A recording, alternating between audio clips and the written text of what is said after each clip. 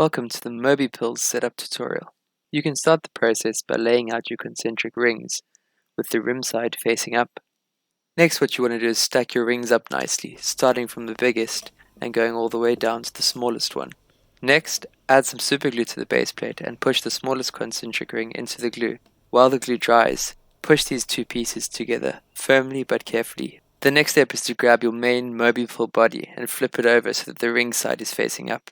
Now, quickly but carefully place a line of superglue around the inner diameter of the ring. Now firmly push these pieces together and try to avoid movement. Now for the fun part. Your MobiPills device should now be able to extend and retract very easily. Test it out a few times. Now we'll take a look at how to set up the locking system. Get your micro TP switches and place them into the allocated spots within the MobiPills body. Now place your MobiPills lid on top of the MobiPills box with the arrows facing upwards. Now take your bolt and screw it right through the lid and into the body so that the lid is able to move freely without being too loose. To lock the MobiPills device, align the arrows with the switch and move the switch upwards. You'll now see that this lid is unable to move until the switch is slid back down.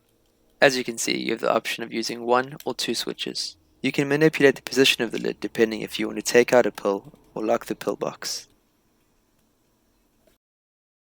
Take a look at the morning, midday and evening engraving on the side of the box, which can help you keep your pills in order. Use a sticky pad to stick your MobiPills device onto your phone. Alternatively, you can also use superglue. Congratulations, you've officially assembled your own MobiPills device. Well done.